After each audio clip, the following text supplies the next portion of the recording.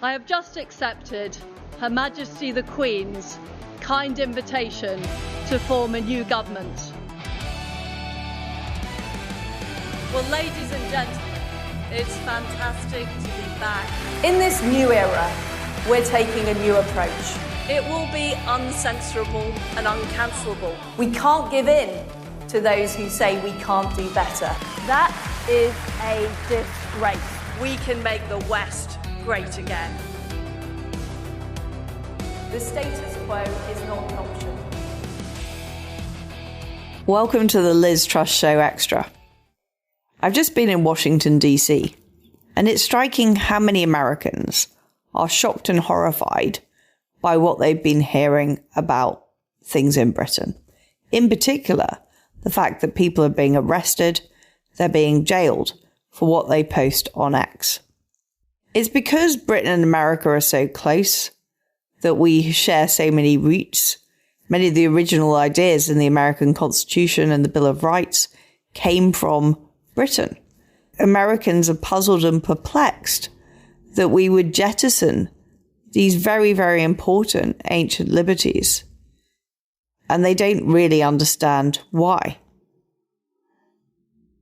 We are very close in values as countries. But now it seems that we are worlds apart in terms of what's happening in America and what's happening in Britain. Maybe this was always going to happen, because what the US did is they put many of those ideas into a constitution and into the constitutional amendments that are very hard to change. Britain has been easier for the neo-Marxists, for the postmodernists to take over and infiltrate the institutions of, because we don't have the same constitutional protection for free speech. We now have a prime minister who is a human rights lawyer and very much part of this new left vanguard that wants to suppress what people actually think and say, because they have an agenda about how they want the country to be. And it doesn't include the great British liberties that made this country what it is today. Another extraordinary factor in Britain is how supine the British media has been in the face of all these attacks on free speech. You would have thought the free press would be campaigning, talking about it, raising it, campaigning on it in public at all times. But instead, they are more likely to cover the soap opera aspects of British politics, or indeed the soap opera aspects of American politics, rather than talking about the basic issue that is so important to the way our country is. I think that's also partly because they've been ideologically captured as part of the establishment class in Britain that includes the media, the corporate sector, and the bureaucracy.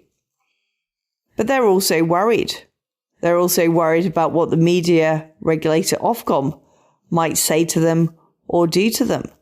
And we've seen the development over a number of years of laws that have made it harder and harder for media companies to operate in a free way. This episode, I speak to Harry Cole. He's a British journalist who was once at the heart of the Westminster system, working in the lobby, but he's now been transplanted to DC.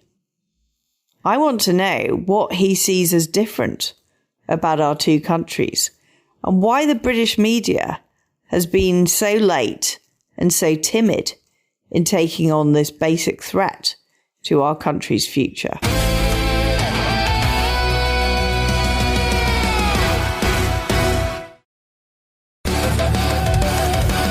I'm delighted to be joined today by Harry Cole, British journalist who's now escaped to DC.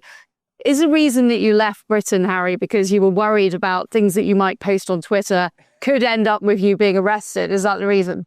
I tried to avoid Twitter after a few drinks. That's certainly true. No, but one of the weird things is about being a Brit in the city, and you'll get it all the time as well. We're here in Washington, D.C. I've lived here for 4 months or so. Is as soon as people hear your accent, they do say that. They go, what the hell is going on in Britain. And it's not just, politicians, and you get it from them, but it's taxi drivers, waiters, hotel People receptionists. cannot believe it, and they actually think it might not be true.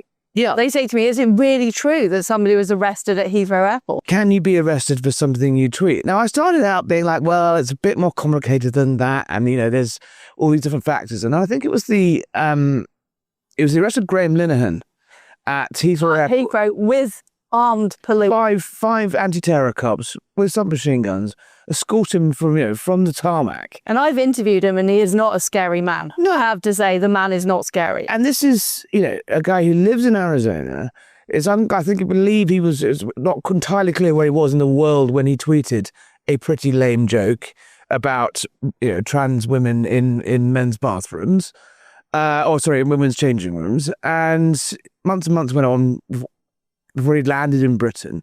This was on a US-hosted server, a US company, and the British police thought they should get involved. I think that was a real tipping point, both for, people who really do want to defend our system and defend our country, patriotic people.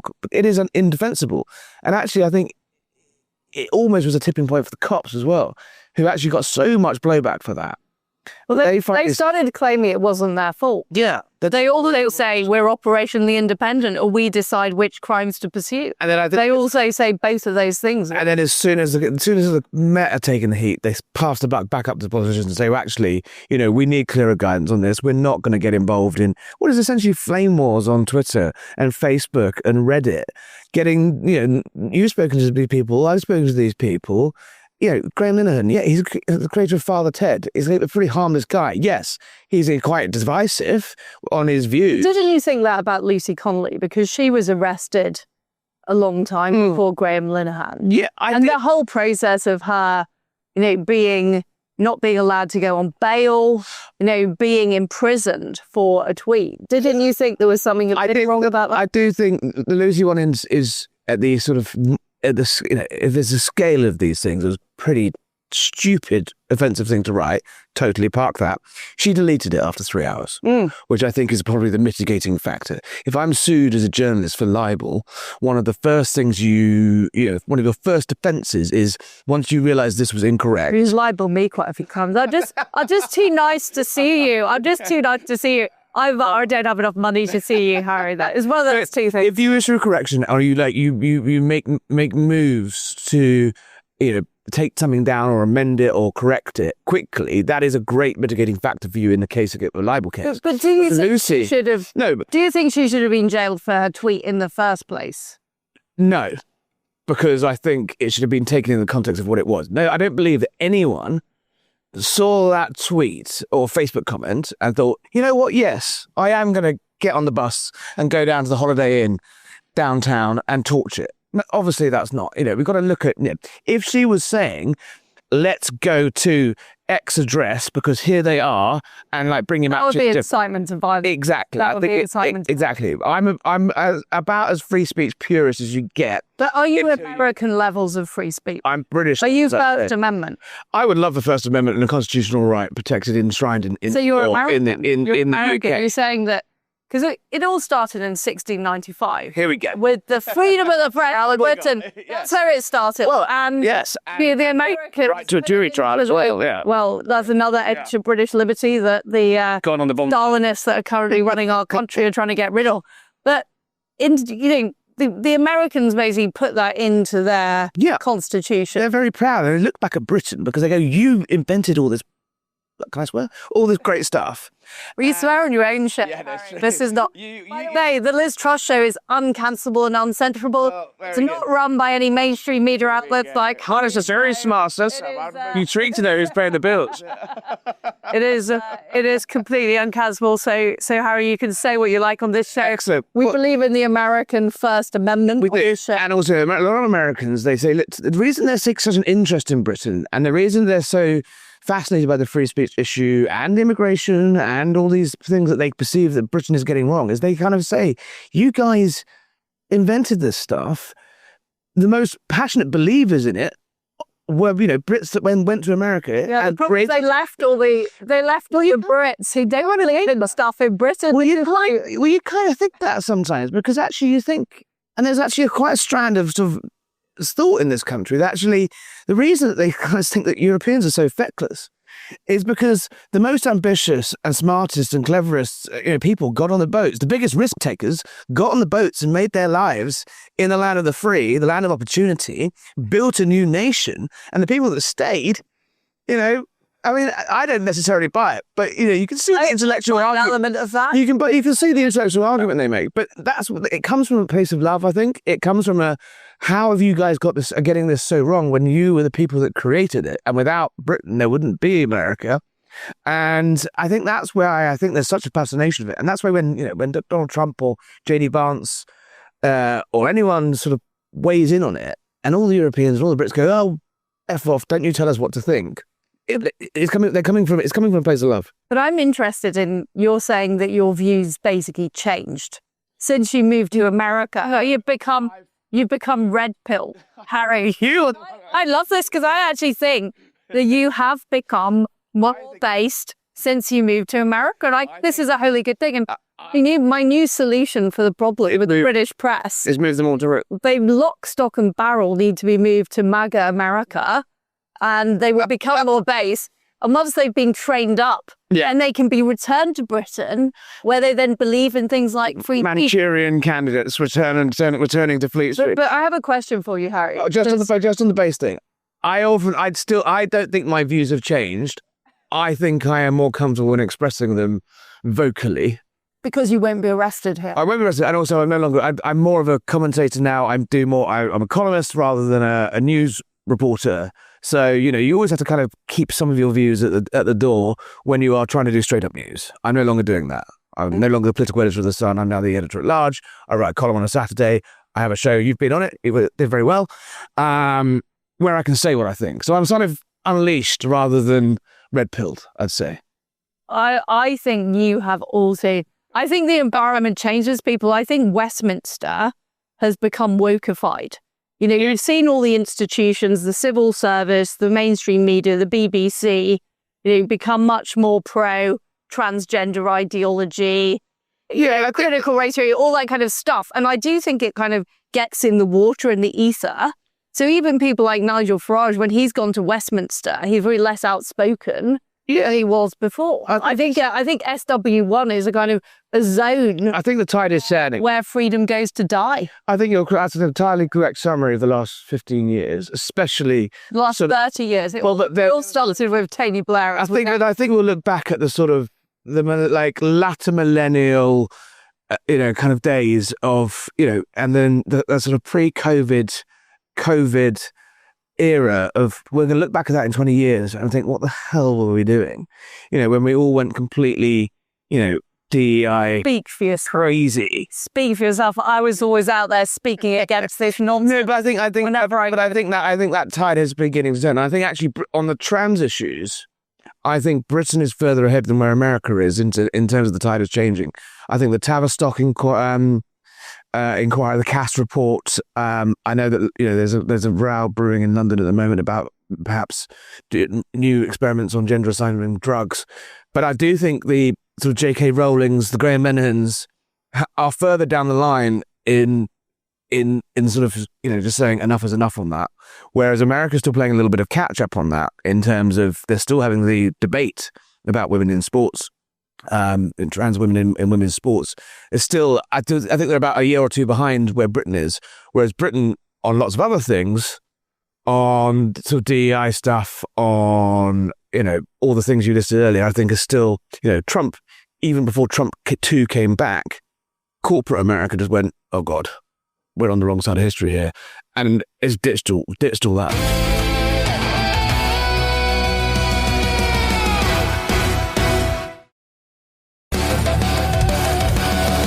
On the free speech issue, one thing that I find extraordinary is there are these figures released that say 30 people are being arrested per day for what they've posted. Certainly a large number of people are being arrested. Yeah, or at least interaction with law enforcement. But why is the British press not up in arms about this? I mean, this is a threat to our basic freedoms. The press used to be massive campaigners on free speech, and I feel that they've been pretty silent. I don't know about that. I think elements, sure, of the press. It depends if you conclude. Seem to care more about. If you look at what they report in Westminster, what they're reporting, they're not really focusing on this issue. If you hear more about it in America than you do in Britain and the British media. You do, but I mean, all of those stories have sort of started in. It depends what you consider the press. If we're talking about the mainstream media in the United Kingdom, talking about the BBC, exactly. So fine, No, but I think you have to. I think you have to differentiate those two. I think you have the liberal established media in the UK, the BBC, and it's so big that actually it sucks the life out of lots of other things. Sucks the life out of our entire country. But I think if you look at the Sun, the Mail, the Telegraph, I don't think you can say we've been underplaying those stories. In fact, I've written loads of them. Lucy Connolly, Telegraph, hats off to the Telegraph. They have been doing great stuff. Alison Pearson has done a brilliant job. And she was employed by the Telegraph, and she was herself, apprehended by the. Yeah, and the Telegraph flashed that for days. It was on the front for Telegraph for days. It doesn't have the feel of the feeding frenzies we saw around the budget, or the feeding frenzies that we see around other issues. There's not the same feeding frenzy around free speech. I think it doesn't seem to excite people in the way, I think that whether Rachel Reeves leaked I think that's right, but in the budget. I mean, it doesn't. That's public. And I just kind of think, what does our country actually care about? Well, I genuinely do that. I genuinely do think it's a kind of if you're not outraged, you're not paying attention category. But I think most people aren't following this day to day. I think it's because we don't have that. It's because we don't have that enshrined constitution. We don't have the Bill of Rights. We don't have it drilled into us in primary school. We don't stand up and salute the flag and every morning and pledge allegiance to a flag. We're not taught about our history in the same way as American kids are, and American kids have it rammed down their throats. You stand. I was the opposite. They all say to me, the K-12 curriculum has been wokified in America. They're not doing this stuff. Probably in the last few years, but I think the people who are running America now and the people who are adults in America now will recognize it. But it is a much more patriotic country. I always get caught off guard. I was at a concert at the Kennedy Center the other week, and they played the national anthem at the beginning of the concert. Everyone stood up, and you just had to sing. You didn't sing along to it. No, I didn't. That rebel tune. Yeah. 249 years of still rain. Still hot. Still hammer. Next summer is going to be up for any Americans listening. It still hurts. Still hurts. Yeah, but then you kind of look and say, well, who was the morally right side there? Who was the people that with the battle of ideas, and it was a battle of ideas. You could argue the right guys won. Well, I know I did a tour with my family of some of the more of independent sites, so there was sometimes I couldn't decide which side I was on, because they did have a point. They did have a point about no taxation without representation, and they have a point. And Donald Trump has a point, doesn't he, about what he's saying about Europe now, in mass migration, free speech in crisis. Yeah, this is economic decline. Look, I think everyone's sort of got very up in the air about the national security strategy they published last week. It's kind of codified everything they've basically been saying. Europe and Europe's structures are at risk of mass migration. That is a fairly statistical point, right? I just don't think I think there's something about just not being liked. Not being liked to be lectured by the Americans. Remember when Obama came over and. But that was Obama. I know, but remember how you felt about that. Well, actually, you were on the Remain side then, but anyway. But imagine how we felt about that. I think there's a large section of European and British society that genuinely, because it's Trump, they will shoot the message because they hate the messenger. And Donald Trump could not say anything, even if that they will then go okay, because they do hate Donald Trump. So I think there's a large part. This is particularly the British left, and this is, what the left are doing overall, and they do this in Britain, they do it in America, is they're deliberately trying to silence people on the right. They're deliberately trying to cancel. That's always been the tactic. And you've seen Hillary Clinton say the First Amendment should be altered. You've seen what they tried to do when they were basically in control of things like Facebook, when they were in control of Twitter. Well, we saw what they did. They said to the New York Post. So the left are now hunted by censorship. Yeah, exactly. They are the home of censorship, and It's just Yeah, but then there are some things that this administration is doing that you think, "Hi, guys, ooh, like really, like demanding that they're going to demand that any tourist that comes into the United States, declares 5 years worth of social media posts. I mean, 5 years worth of social media posts on anyone's account. it is not so you would have been saying, Harry. I don't even 2 years ago. 5 years, I think it'll be all right. 5 years, 10 years. Everybody, just for the American authorities, he used to be known as Tory Bear. Well, if you want to look up his wasn't as Google Bear, but it wasn't that. It was an actual teddy bear, like a little teddy weevil. Yeah. All right. So Thanks. we've talked about the First Amendment. Yeah, and the enshrined constitutional right of it. I have come to the conclusion that things have got so Orwellian in Britain that you can now be arrested for essentially a thought crime in Britain, that we need to take drastic action, and we should pass legislation that is like the First Amendment. We should basically use the First Amendment language in Britain and become free speech absolutists, because we know that if we're not free speech absolutists, we're on the slippery slope. And this, lots of people now are being prosecuted under the 1986 Public Order Act. These hate speech laws started, even before Blair got into power. They've got worse and worse. And I just think people who actually believe in freedom in Britain need to back First Amendment legislation. There's no other way. If we start saying this is acceptable, this isn't acceptable, the people who end up policing it are the likes of Ofcom or Ofcom. We'll get on to them in a minute. Yeah, problem is here about that. The problem with have they been threatening you, Harry? Is that why you can't speak out? Technically, it's Ofcom regulated when I'm on the radio in the UK, so we'll see. I have to remember that one sometimes. No, where were we? Even if I maybe lose my experience. Yeah, so because it's a different systems as well, because it's enshrined in the first line of the Bill of Rights, and every other thing else is built kind of around that. The problem we have, and it takes 2/3 majority in 2/3 of the states to change that. We can legislate all this stuff, but frankly, let's it doesn't matter. By legislating. Yeah, and let's actually say every political party has to put in their manifesto whether they're going to maintain the free speech legislation. That's what you could do it. But then look at what's happening with Palestine Action, and these people are not a cause I'm dear to my heart, but using terror legislation to arrest pacifist peacenik grandmas who sit in Westminster, drag them away by their hair. The usual hippies, the ones we all see, the renter crowd turn up to any passing protest. They've got on this bandwagon. Yeah, I'm sure there are some scumbags in Palestine Action who should be arrested, detained, and the people that threw spanners in RAF Voyagers and they hit a policewoman with a sledgehammer. Yeah, those guys should be targeted. But the people sitting with on a point of principle, holding a sign up silently with gaffer tape on their mouth saying, I support Palestine Action, being arrested under anti-terror laws, that doesn't sit very well with me at all. I mean, they're not my... No, I think people have been arrested for blocking the streets. Well, yeah, then... They should be arrested for free speech is the right... intimidating people like many of these people have been doing to the Jewish community. Totally, but that's where that really gets into the argument of one person's free speech is the other person's right to, it infringes on other people's liberties. There's obviously that.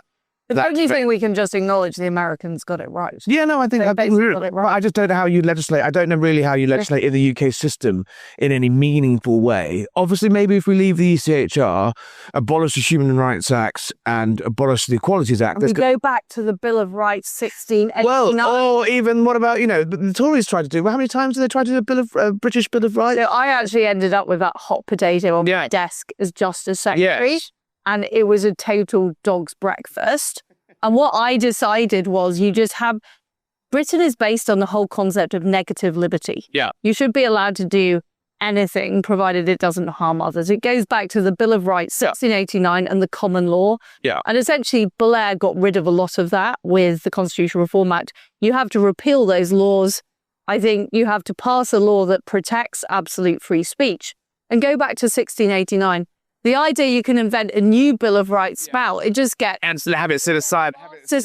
By all the human rights lawyers, including our own Prime Minister. Do you think it's too far down the line, though? Do you not think that the ECHR debate has been so painful. It's been 3 years, 4 years since people first been saying we do really need to leave this now, and we're still no closer to it.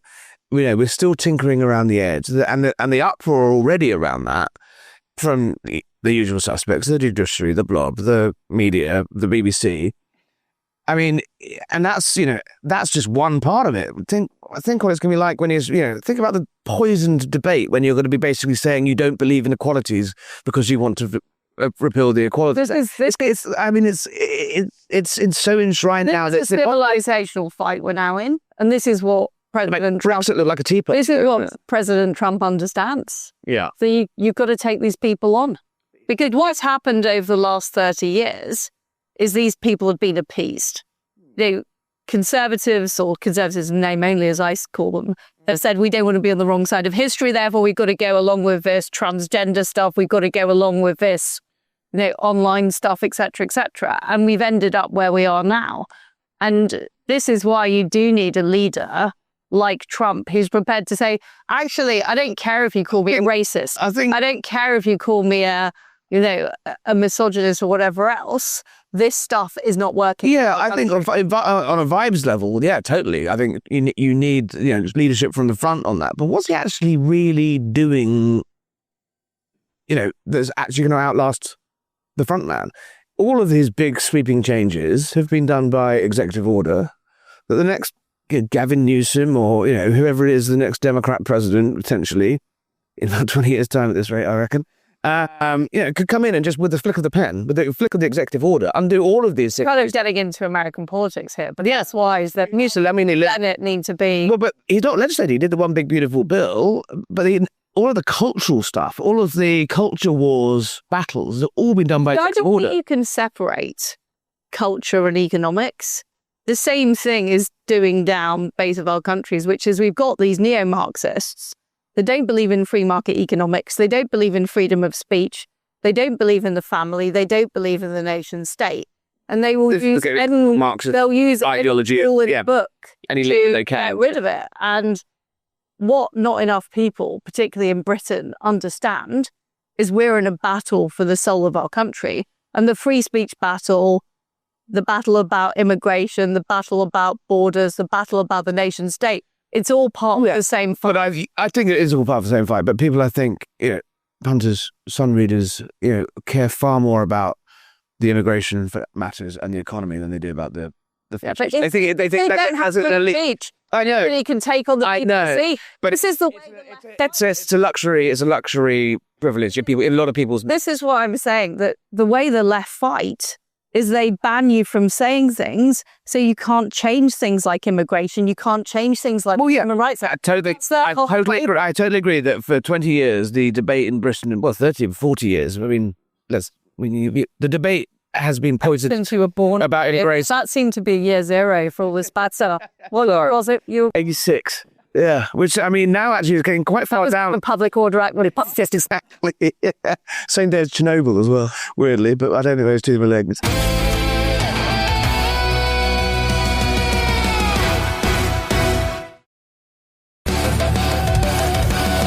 We've basically had a very clever group of leftists who have taken over institutions. They've normalised transgender ideology. They've normalised net zero and being anti-fossil fuels. They've normalised all of these ideas as acceptable. And the way they fight the right is you can't even talk about it. If you talk about abolishing the Human Rights Act, you're against human rights. If you talk about, you want to bring back Section 28, they sort of... Yeah, I think that one's done, right? Sorry? I think that one's done. We don't... No, I agree. But what I'm saying is they say, if you don't support transgender ideology... You're a bigot. No, totally. And that's the point I was going to make. Yeah, on immigration particularly. It's racist to talk about immigration.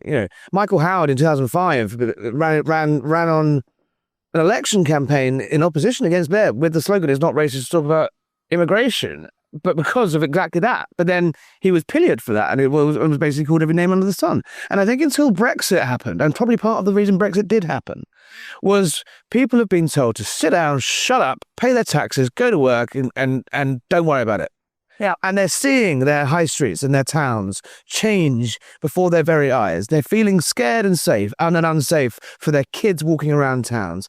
And they are going to work, working harder, receiving less. We're paying, we're paying Scandinavian-style taxes for third-world public services, and people have gone, hang on, this is nuts. This is meant to be a deal. There's meant to be a sort of a deal here that we do this, and we live in a safe and nice environment, and we have nice public services, and we retire at 60, we get a nice pension.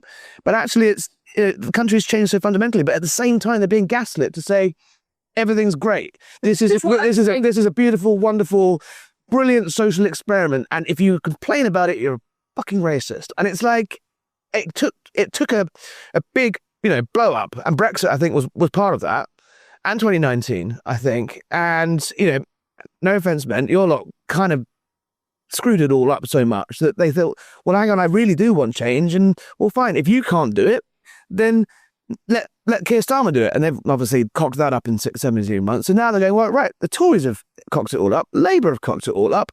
Why not try Farage? He can't be any worse than the ones that have already had a go. And where I get really worried is if Nigel Farage comes in and he pulls the same chocolate levers that you pulled and other people pulled and meets the same resistance, and he over promises and is forced to under-deliver by what you would call the deep state, the blob, the whatever, the blob but that problem. Yep.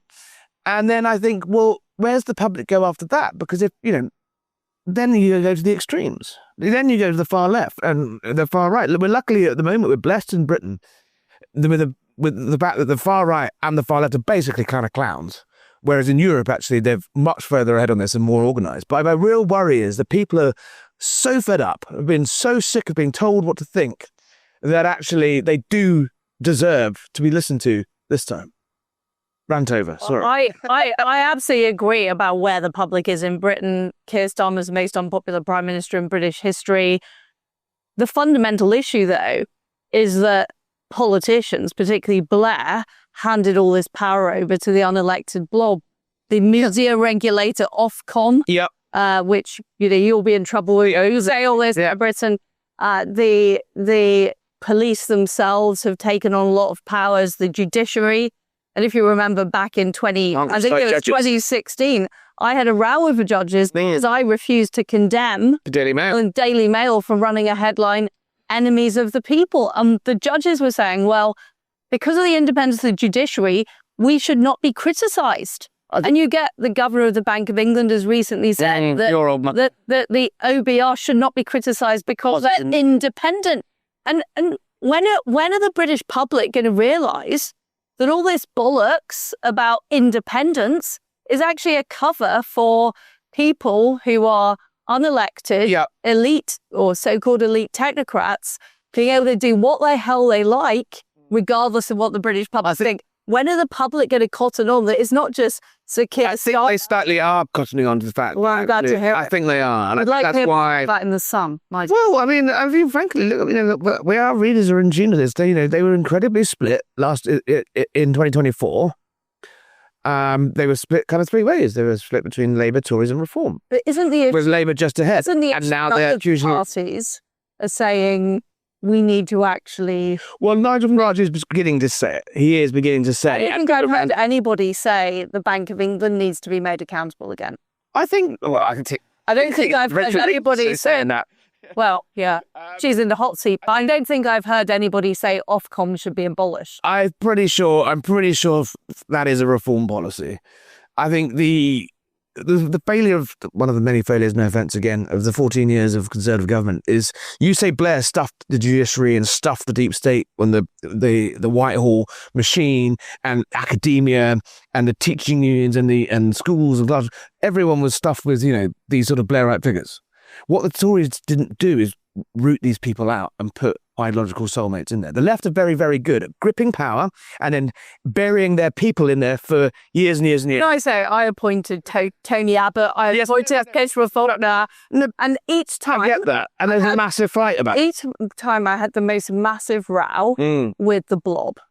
And I came to the conclusion that you can't actually pack these institutions with right-wing figures. You need to just get rid of them altogether. Well, these unaccountable institutions are the fundamental problem. Has inflation been more successfully controlled since the Bank of England were made independent? Well, no. No, it hasn't. Has British media been better since the establishment of Ofcom? No, it hasn't. We've got all these bodies with... The water regulator did a brilliant job at stopping the Canadian pension funds siphoning off hundreds of billions of dollars of bill players' money and not investing in the... No, I'm with you. But I think, again, I'm waiting now for the big campaign on Harry Cole Saves the World. I get rid of... I have been rising the word bonfire of the Quangos for 20 years. Where is my bonfire? It's not just the Quangos, it's also the permanent civil servant. I mean, when you talk to Americans... The point I was just going to make is the fact that, the reason that, that shit gets done in this town is that, the top 3,000 people in government are sliced off, and political appointees and fellow travellers have put it in. That's what Trump got so wrong, because he wasn't expected to win in 2016, that he didn't have those people ready to go. They had them ready to go this time, a lot of them. They had the first 200 executive orders already written. They had legislation pre-drafted. So whoever does come next, and it looks like it probably could well be Nigel Farage, and I've made this point to his face, I've written it publicly, I've said it privately, he needs to have 150 people's peers ready to go. Because I have to appoint them. Would you be ready to serve? Should my country ask me to serve, it would be most arrogant of me to refuse. I think it's my standard. That's a bid. 150 people's peers ready to go. He has to have a cabinet that, and we've discussed this before, a cabinet that's not necessarily made up of MPs, outside people. And I think one of the first bills that he'd have to pass, maybe in one big giant piece of legislation, because it's be such a fight, actually wrapping it all up into one bill and putting it all in the manifesto and saying, bang, this is what we're going to do. It could be the way to do it. But he's got to do all of these things. He's got to completely rewire how Whitehall works on day one, because that's when he'll be most powerful. And if he doesn't do it day one, they're going to get into him. The people that control the budgets, the people that control the personnel, aren't the cabinet ministers. It's the permanent secretaries. Yes. Those are the people. And that's what the clues in the name, permanent. They're permanent. It's almost like we are the actual leader of this department, and these politicians come and go, and they stand on the river and watch the bodies float past them. So going back to the free speech issue, we've gone quite far from that. How do we solve that? I think cancellation is a state of mind. Become uncancelable. Well, tell Lucy Connolly that. Fine. I think a judge will. Well, actually, you know what? She's come. She got jailed, but she's back. She's out. She's not. She's not. I don't think she should be in jail for the point. But it's not like she's gone quietly into the night, is it? In fact, she's become a household name off the back of it. Cancellation. I think people are too scared to be. And we've seen it so many times. People have been fired, said daft stuff, but they've just gone on. Graham Linehan, J.K. Rowling, they came for her. They tried to scrub J.K. Rowling's name off of the Harry Potter legacy. There's these brats that she made millionaires at age 15 or whatever they were. These kids in the films that were distancing themselves, have these whole entire careers, but because of her, tried to sort of bury her. But she said, no, I'm not letting that. I'm not letting it happen. Not going to happen. Graham Linehan, another example. Liz Truss, dare I say, you have been perfectly within your rights to sit on a beach and write books or do whatever it is that you wanted to do. I didn't really like sunbathing, to be honest. But you didn't. You're here. And you come back. And I just think, you know what? If enough people kind of just say no, and I don't mean to start sounding like, there's sort of an army of these lunatics online who just refuse to play by the standard rules. And yeah, they can say what they want, and I have my right to call them out when they're being racist or homophobic or sexist or whatever. But there is something to that, the rules aren't here anymore. The rules have changed. The playbook has gone. You can't say that because we all be drummed out of polite society. You can say it. But also, as an employer or as a business, I have a right to tell you can't have a job here because you don't align with my values. That's fine. But I think a lot of people have finally had enough. And I think... Well, thank you, Harry. Yeah. Thank you for joining us on the show. It's been like a therapy session. I am delighted that you are now ready to be cancelled. And I'm looking forward to your Your cancellation and resurrection. I mean, Very much on the third day, he'll be back. Yeah. Right. Thank you. It's great to talk to Harry Cole about the situation in Britain and America. And we're all acknowledging that things are better in America, thanks to the First Amendment protection of free speech. That is what we need in Britain. It's not going to happen under Keir Starmer. He is bought into the leftist ideology that tries to suppress free speech, because the policies that they want to promote, whether it's mass migration, whether it's the Islamism, whether it's crazy environmental policies that are forcing our economy to decline. The reason that the suppression of free speech helps those is it stops people talking about what their real concerns are. So we will have to wait till the next election and hold parties to account for saying how they are going to protect free speech in Britain from now on. It's also a warning to America. We were very complacent in Britain. We've had these liberties for years and years and years. We thought they would always be with us. We didn't realise when these pieces of legislation were passed, like the Public Order Act or like the Communications Act, the way they would be used by institutions that have fundamentally been corrupted. And there are people in America, like Hillary Clinton, pushing for a watering down of the First Amendment. Britain should be a warning sign for countries across the West where politicians and bureaucrats are telling them that free speech needs to be curtailed. We know where that leads.